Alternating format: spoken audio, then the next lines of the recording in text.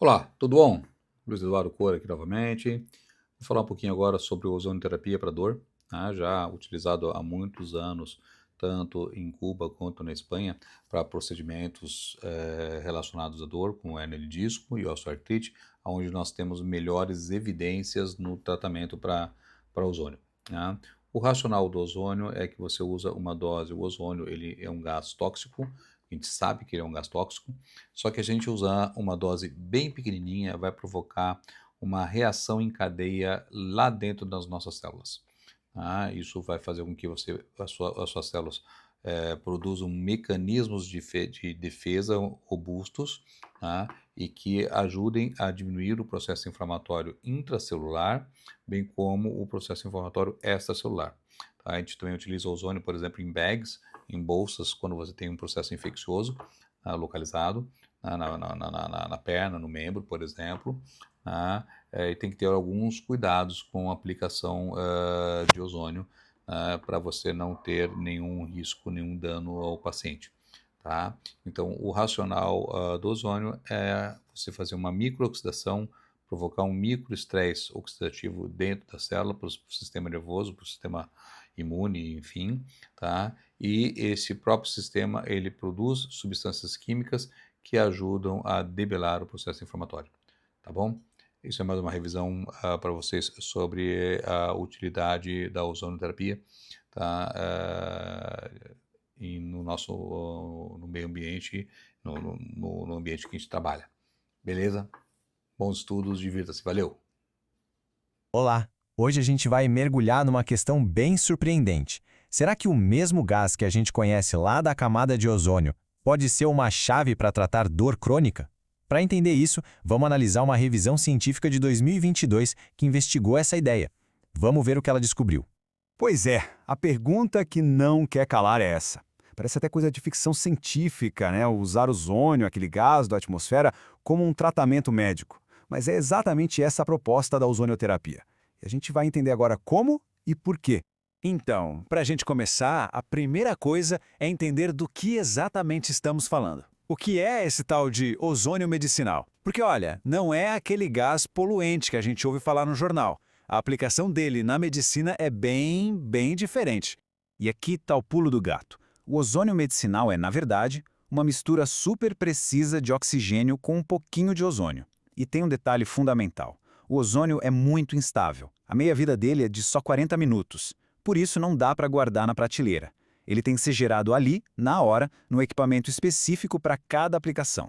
E olha, pode até parecer algo super novo, mas o uso medicinal do ozônio já tem uma história, viu? As primeiras menções são lá do final do século XIX. Ao longo do século XX foram explorando o uso dele para várias coisas, e mais recentemente, como a gente vê aqui, ele foi até reconhecido formalmente em alguns sistemas de saúde, como na Espanha, especificamente para o tratamento da dor. Mas como é que um gás injetado no corpo consegue aliviar a dor? A resposta, e isso é o mais interessante, não está no gás em si, mas na reação que ele provoca no nosso organismo. É um mecanismo bem engenhoso. A ideia central por trás de tudo é o que chamam de microoxidação controlada. Pensa assim, é como se fosse um estresse do bem. Uma dose bem pequena de ozônio causa uma oxidação leve, que não faz mal. E aí, em resposta a esse pequeno ataque, o corpo não só neutraliza o efeito, como dá um upgrade em todo o seu sistema de defesa, tanto antioxidante quanto anti-inflamatório. Ele fica mais forte do que antes. Agora, a ciência por trás disso é bem fascinante. Esse diagrama aqui da revisão, que parece super complexo, na verdade mostra o que acontece lá nas nossas células. O ozônio dá o start numa reação em cadeia, que de um lado ativa nosso sistema de defesa antioxidante e do outro ajuda a botar um freio na inflamação. Para simplificar essa história toda, dá para dividir em 3 passos. Primeiro, a reação inicial cria uns sinais de alerta. Segundo, esses sinais ativam as nossas defesas antioxidantes. E terceiro, como resultado disso tudo, a inflamação diminui. É tipo um efeito dominó. Começa com uma pequena provocação e termina com uma resposta terapêutica bem robusta do nosso próprio corpo. Ok, a teoria é muito legal, né? Mas a pergunta que vale 1 milhão é: funciona na prática? Então vamos para a próxima sessão ver o que as evidências científicas realmente dizem sobre a eficácia da ozonioterapia para diferentes tipos de dor. E aqui, a revisão científica é bem direto ao ponto. A qualidade da evidência varia, e muito. Para hérnia de disco lombar e osteoartrite de joelho, a evidência é considerada forte. Já para muitas outras condições, como fibromialgia ou problemas no ombro, as evidências ainda são bem preliminares. Então, vamos focar primeiro onde a coisa parece mais sólida. O tratamento de hérnia de disco lombar é, sem dúvida, a aplicação mais estudada e mais bem documentada da ozonioterapia até hoje. E esse número aqui dá uma boa ideia da escala da pesquisa. 8.000. Uma meta-análise de 2010, que é um tipo de estudo que junta os resultados de vários outros, analisou dados de 8.000 pacientes tratados com ozônio para hérnia de disco. Isso dá um grau de confiança bem alto nos resultados. E não é só uma questão de funcionar ou não. A revisão também aponta várias vantagens em comparação com tratamentos mais tradicionais, como uma cirurgia, por exemplo. Não ter risco de alergia, poder repetir o procedimento se precisar e o baixo risco de infecção são pontos bem importantes. Além disso, o procedimento em si é considerado menos invasivo.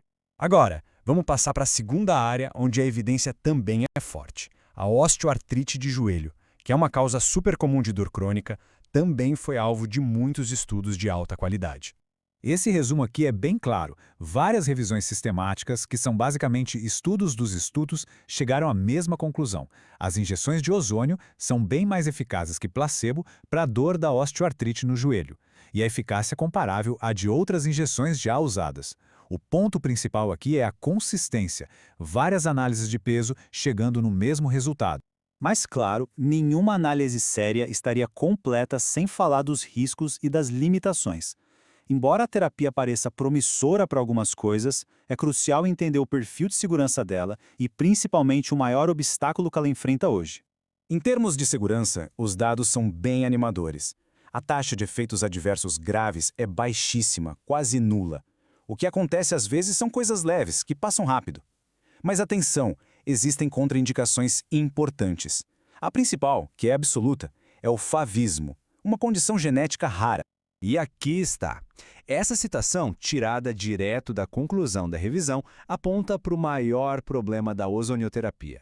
Não é uma questão de segurança, nem de eficácia em si, mas sim de consistência.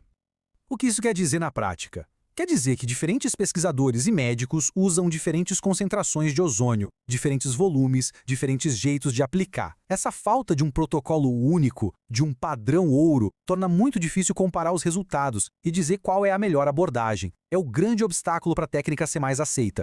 Então, com tudo isso na mesa, o que o futuro reserva para essa terapia? Com evidências fortes em algumas áreas, mas essa grande falha na padronização, qual que é o próximo passo? Apesar dos desafios, uma coisa é certa: o interesse científico no assunto só cresce. Esse gráfico, que é baseado na observação da própria revisão, mostra que o número de artigos científicos publicados sobre ozonioterapia aumentou de forma constante nas últimas 2 décadas.